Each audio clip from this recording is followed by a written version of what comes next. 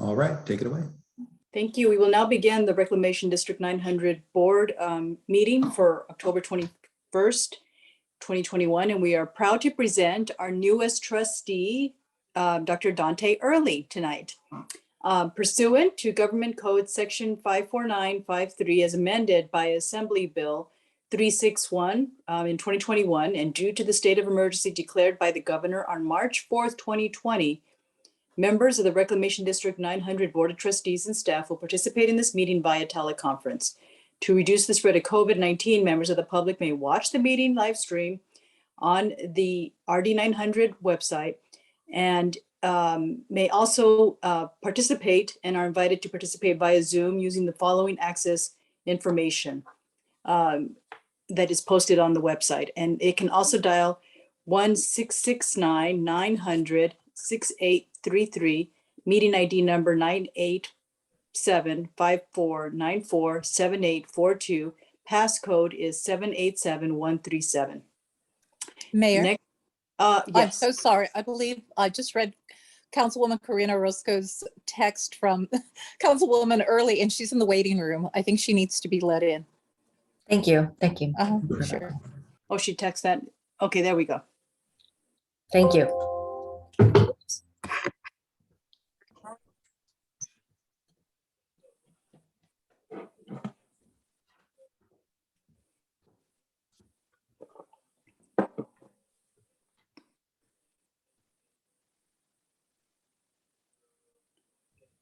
Is she in the room now? Hi, yes, I'm on. Okay, good. Okay, just want to make sure you can hear. All right, and next we did welcome you, Dr. Early. So you're a trustee here in this board. I just wanted to make sure that you were aware, and welcome to RD900 board. And next we will go to item 1A, presentations by the public on matters not on the agenda within the jurisdiction of the district. The agency is prohibited by law from discussing issues not on the agenda brought to them at this time. Are there any requests to speak or public comment? Nope. Okay, we'll move on to monthly year-to-date budget report. Mr. General Manager.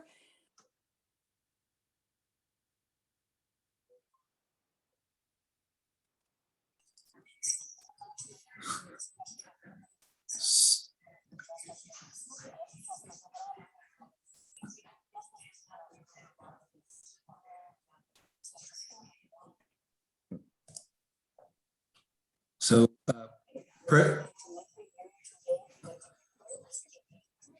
yeah, I apologize. I don't know if you guys are getting the feedback from the live stream that I have on my computer. If you are, yeah, this may present a problem, but we'll proceed and hope for the best.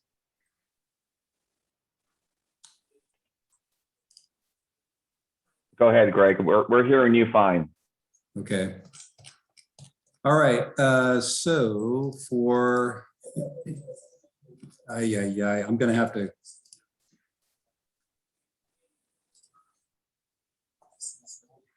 I apologize. I'm going to go ahead and close that window, and we'll see how it goes. All right. So I'm going to the.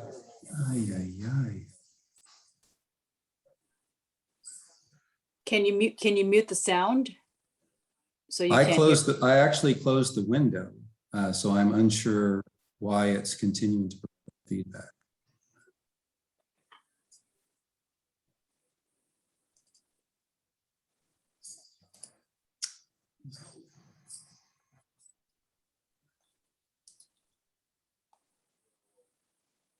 So if you if you don't mind, hold on for.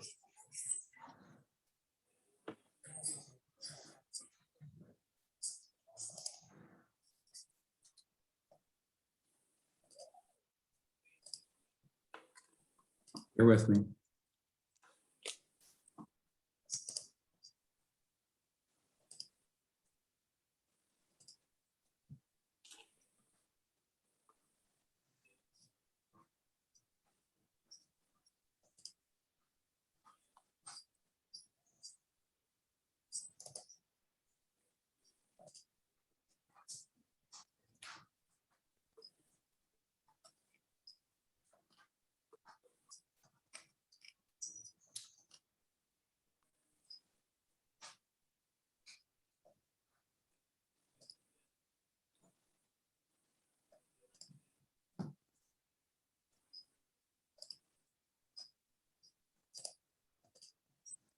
but I think I've got that problem licked. We'll have to deal with it in future meetings. I'll have to figure out how to keep that from happening. So I'll provide the financial update for the month of August. And for the drainage fund, 900 drainage fund, we had a beginning balance of $5.9 million. We went ahead and booked the drainage assessment in approximately $2.45 million. And the shared cost transfers from the other two funds for a total revenue of about $2.5 million. Expenses for this fund totaled about 239 normal O&M expenditures. So we had an ending fund balance of about $8.2 million. For the levy maintenance fund, we have not booked the revenue yet for the coming year. That's the distribution from Wasafka that we'll probably book in the next month of September. Our expenditures totaled about $63,000. Beginning fund balance 2.5, ending fund balance roughly 2.5, not much of a change there. And then for the 537 drainage fund, we did book the revenues for the assessment, roughly $48,000. Our expenses for the month were $7.5 thousand. And so we have a beginning fund balance of $831,000, ending fund balance about $872,000. Again, just sort of normal O&M expenditures. For the combined cash position for the district, we had a beginning fund balance of about $9.3 million. We had total revenue of about $836,000 across all funds. Total expenditures were about $260,000 across all funds. So we had an ending cash position of just shy of $10 million. So that completes the update for the month. I'd be happy to answer any questions. Hey, Greg, it's Chris. Just a quick question back on the drain 900 drainage fund, the statement of revenues, expenses. There's month over month, August to July, it was up about 40,000. Is that mainly from the transfer out that's driving that? Which area are you talking about? I'm on page, I'm sorry, I just flipped out of my page. Hold on, sorry. It's like page 5 of Thank 39. you, it's like page 5. Actually, I'm looking at page 3 of 39. For the drainage fund? Yeah, the drainage fund. And I'm looking at it was up about just for the month. I'm just looking at the transfer out, which was about a $24,000 increase on the transfer out. I'm just noticing that it was 239 for the month of August on total expenditures to 199 in July. Yeah, it looks to be, Is that just it's normal O&M, as well as we did have a little bit more going out to the CIP. The Drever project had quite a few invoices that kind of came in at the same time. Because of the various change orders I had held up and the way they were doing their accounting, I kind of held up some payments. And so August kind of booked a couple of different payments from the Drever project. That's probably why the transfer out for CIP is a little bit more than the previous one. Yeah, and also the compensation line was up 232,000, about $12,000. So was there a change there, or is that just normal? Which line is that? On the compensation? Workers' compensation or total? It says total comp on the first line, 5210 compensation. Oh, that's because in August we booked the payout of the former assistant general manager. All right, then that explains a lot of it. Okay. Yeah. Thank you. Are there any other questions? All right, that concludes the report. Okay, thank you. And is there any public comment at this point? I'll open it up for public comment. No public comment, close it, bring it back. And do we need to accept the this report? Do we need to take a motion to accept the report? Nope, okay. Informational only. Informational only. Okay, next is the consent agenda, part 2. We have items 2 through 6. Are there any requests to remove any agenda items? No? Okay. I'll accept a motion to approve the consent agenda. So moved. I'll second. Okay, trustee Orozco moved, trustee Ledesma seconds. And Mr. General Manager, can you please call the roll? Trustee Ledesma, Aye. trustee Orozco, Aye. trustee Early West. Aye. And trustee Alcala Aye. and President Guerrero. Aye. All right, this is approved. And next we have is on our regular agenda, part 3, item number 7, district project updates. Mr. General Manager, can you please provide the report? Sure, thank you, President Guerrero. Just briefly on the assessment administration, all of the handbills have been mailed out, both for the 900 drainage assessment and the 537 area drainage assessment. The 537 area, the handbills went out in August, and we have received some revenue totaling about $2,350. So that's good news. For the 900 assessment, the handbills went out in September. We have not received any of that revenue yet, but we are hopeful. On the recruitments, so we did hire one maintenance worker. One of the positions was filled, Mr. Rogelio Cornejo. He started on September 30th. He brings several years of experience working with vehicles and heavy equipment. So he's looking to be a great addition to the team, and we're glad to have the additional staff on board. On the GM recruitment side, that recruitment did start this week. We have actually received some inquiries from interested candidates. So I've answered a couple of questions with the recruiting firm. At this point in time, it's expected that interviews will take place in December. And so as the board is probably aware, the board does approve, or excuse me, appoint the general manager position. So at some point, I'll be looking to create a interview panel with one or more of the board members participating. But I'll leave that to the board to decide who that might be.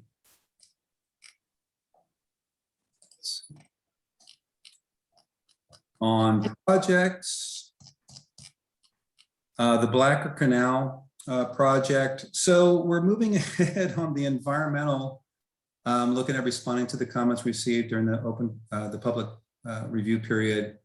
But there was a recent change in the definition of waters of the U.S. to pre-2015 definition. So it may be that the Blacker Canal may be deemed waters of the U.S. And so we have a few more steps to go through now with the Army Corps of Engineers to make a determination on whether or not the canal is in fact waters of the U.S. If it's not, that's great, end of story. We can move on as planned. If they do make a determination that it is waters of the U.S., then we're looking to have them get a couple other permits. One from the Army Corps of Engineers, it's called a Section 404 permit, where work takes place in waters of the U.S. And then we'd also have to get a permit from the California Department of Fish and Wildlife. So more news to come. But along for that effort, our environmental consultant, Marcus Bull, was hired to just specifically do the CEQA process, not additional permitting.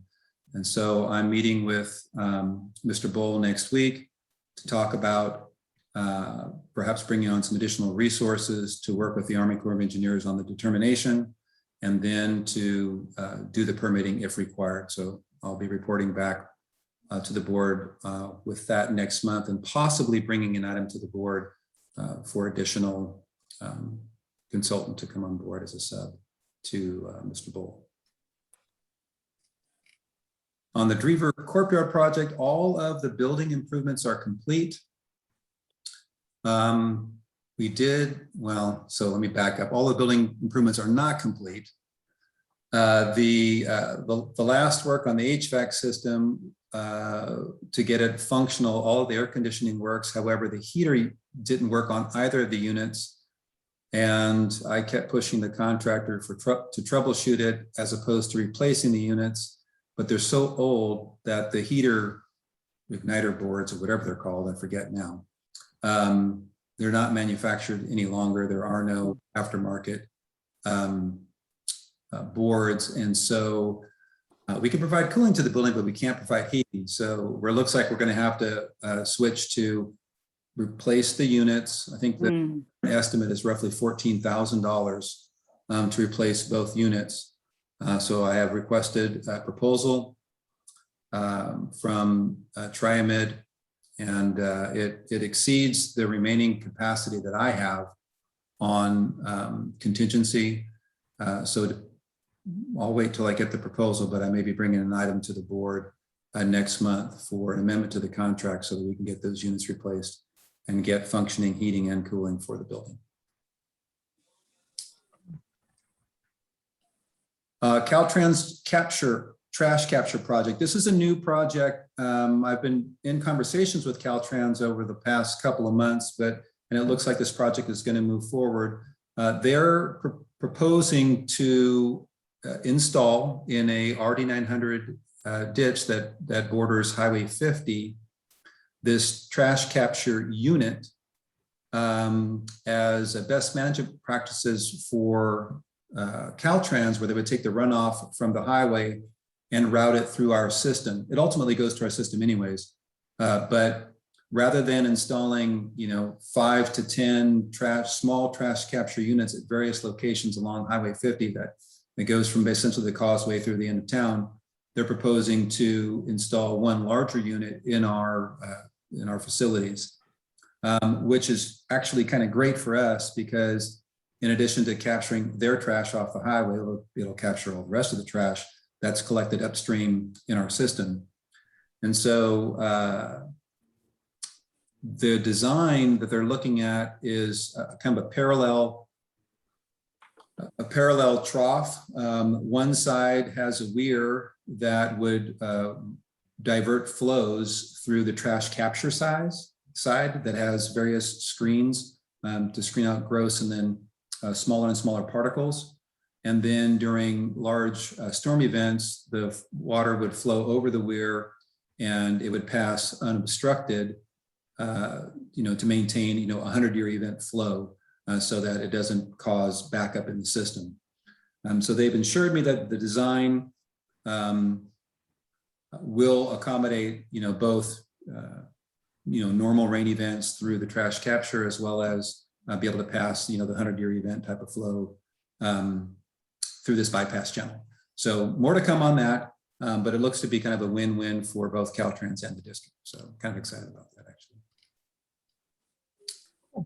On the South Cross Levee project, it started and stopped October 11, 1 week, and it was, they were in and done.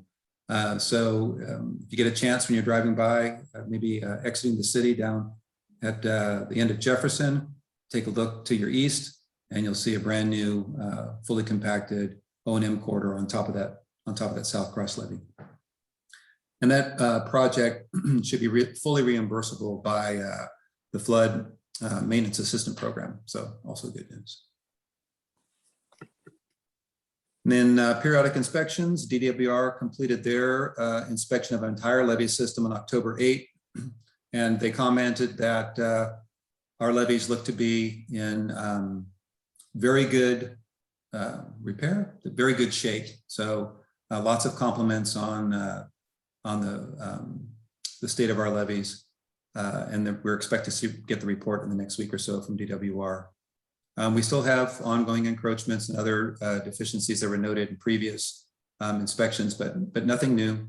And generally the levees are in really good shape. And then the Army Corps of Engineers, kind of at the 11th hour, decided they wanted to come out and do an inspection of the South Cross Levee. That was back at the end of September. Unfortunately, right before we did the patrol road rehab project, but nevertheless, we did not receive any negative comments. They noted the encroachments from previous inspections, and that was about it. Coming in November on the 16th is emergency preparedness training. Staff's going to attend some DWR flood fight training along with that's being hosted by the American River Flood Control District just across the river. Again, that's taking place on November 16th. And coincidentally, the city is also hosting that they just booked it last week, also on November 16th, DWR flood fight training that's going to take place for City of West Sac employees, Public Works, and some of my flood team staff may also attend. And that's going to be held out at the Station 45. That's where I think they're doing the desktop, classroom setting at Station 45, and then they're going out to the courtyard for some sandbag training mostly for our Public Works employees. And then a quick update on WSAFCA. We continue to be ready for the 22 appropriations process to finish up. We're under continuing resolution right now through December 3rd. As the board is aware, we're slated for a new start construction as well as just shy of $18 million in construction funding. But there's also, as you know, the bipartisan infrastructure bill is being held up, and that contains a lot of money for the Corps, but it's now tied to the reconciliation bill. So hopefully all of this gets wrapped up by the end of November in time for the end of the continuing resolution. And we're hopeful that not only will there be the new start in the construction funding in the appropriations bill, but perhaps a significant amount of funding for the West Sacramento project in the work plan that'll be a part of the bipartisan infrastructure bill. So fingers crossed for that. WSAFCA ready to go for construction next year. We have our Yola bypass reach is fully designed, and we're getting ready to start investigations on the Sac River North levee for geotechnical surveying and environmental phase 1 work. So we're moving forward in advance of the Corps, in advance of this funding to keep the project on schedule. And with that completes my updates. Be happy to answer any questions. Thank you. Bring it back to the trustees. Are there any questions? Trustee Ledesma? Yeah, just go back a bit. 5 sentences ago about what might be in the infrastructure bill. You stated that it could be, and you mentioned this morning at the WSAFCA meeting, I think, but yeah, I'm not sure you're being very clear with this group what that might mean. So there is several $billion in the bipartisan infrastructure bill for the Army Corps of Engineers for flood, for their suite of mission statements: flood, navigation, and ecosystem restoration. So there's, anyways, several billions of dollars. And I'm hearing from the grapevine that they don't have enough projects to spend it all on. And so there's rumors floating around that projects that are ready to go could receive full federal funding. And as I mentioned this morning at the WSAFCA meeting, I like to be an optimist, but I had my hopes up several years running now with some disappointment. So I'm optimistic and hopeful, and we'll take what we can get, but there is a possibility we could get several $100 million, even up to 1.2 billion. Wow. That bill. We shall see. Yeah, that would be huge. I mean, It would be huge. Yeah, and we'll keep our fingers crossed for even half of that, right? So Exactly. But it's hard that when we talk about the flood project, we've talked about it over the years, that this is the largest project we've had in the city ever, probably will ever have. Yeah. And the fact that if somehow miraculously this shows up, that it's fully funded, it would be, it boggles my mind, to be honest with you. Well, and I think just from a project readiness standpoint, from the region standpoint, we're the last project to go to construction.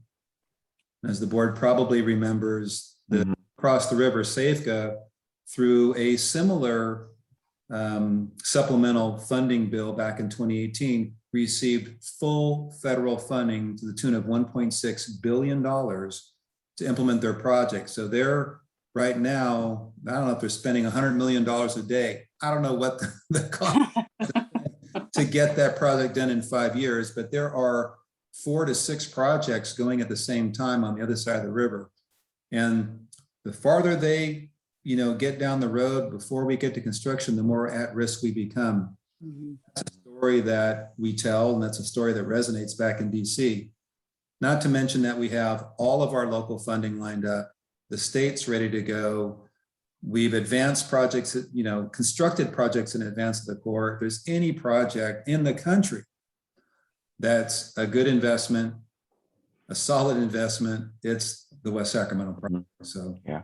Well, um, yeah, no, I want you to, you kind of glossed over it.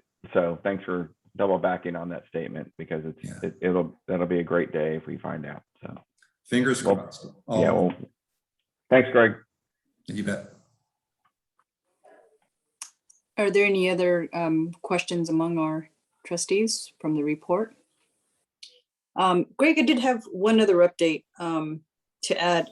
We had AB 921, which was Assemblymember McCarty's bill. That was the legislation for getting us the state authorization for the project, the flood, control project. And Yeah. that did not, I think we were working on getting it in the budget. That didn't happen either. Right. And it was, so we have a deadline now, really tight deadline to get that passed. And I understand, fortunately, Senator Pan stepped up and is helping us out to move that. I also want to thank Congressman John Garamendi for that effort. We were at the Tower Bridge dinner, and he was out there picking on people, asking them questions. The pro tem Atkins asking for this to be moved along with Congresswoman Metsui. So he was really pushing hard to get answers as to what happened. And so we got a commitment, really glad. Stay tuned on that. Look forward to seeing that happen next year. So just wanted to make sure you were aware of that. Yeah. And in fact, I'm working, I'm working on that effort.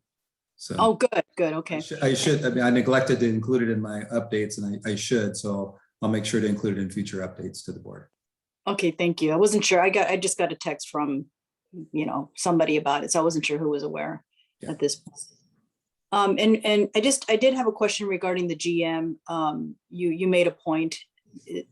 Is there anything, as far as any suggestions or ideas from among, the trustees about that? As far as, Well, I'm sorry, I glossed over that piece, but 2 things on that. We probably should appoint at least 2 of us, I would assume, to be part of the committee. I'm not sure if the general manager or anybody has a suggestion here, and also start, we should probably think about in terms of the time, when we might be doing these targeted dates. This group is fairly hard to pin down on dates, and so maybe we start with that, Greg, if you're targeting a time, and then maybe work with the board president on kind of narrowing down what those times are, and see, we can probably back out if some of us are planning to travel or whatever, right? We might have other engagements. That might be the best way to facilitate finding two volunteers to go be there. So maybe that's the tack we take. Sure. Right now, we're looking early December for interviews, and depending on how many qualified applicants, there could be 2 phases of interviews, and I would suggest that the board participation be at the final set of interviews, where we would down to 2 to 5, somewhere in there. The general manager is a board appointed position, so it seems appropriate to participate in the final interview process. And I'll work with the recruitment firm, and I also work with the board president, so we can sort of narrow down those dates. And then once I know who will participate in those interviews, then I can coordinate with that work, if that works. Yeah, Yeah. works for me. Okay, if there are Very no good. other comments, we'll move on to item number 8, trustee comments. Are there any comment, trustee Early, did you want to say anything, or this is your first meeting, and just wanted to check in with you. This would be one of the topics that I'm completely unfamiliar with. When I spoke to Greg earlier today, I was just like, okay, so the first couple of meetings, I'm just going to be reading materials and listening so that I can get up to speed. But I know this is very, very important. So want to make sure that I learn as much as possible. Thank you. I will add that this time of year, during the rain season, I've learned a lot through tours to see firsthand some of the work our staff, and glad you hired the staff that you did in a timely manner so that we can have the extra hands out there. But, from my experience, I've heard that they wake up or in the middle of the night, navigating their way around the levees and the storm drains, making sure that things are cleared from debris.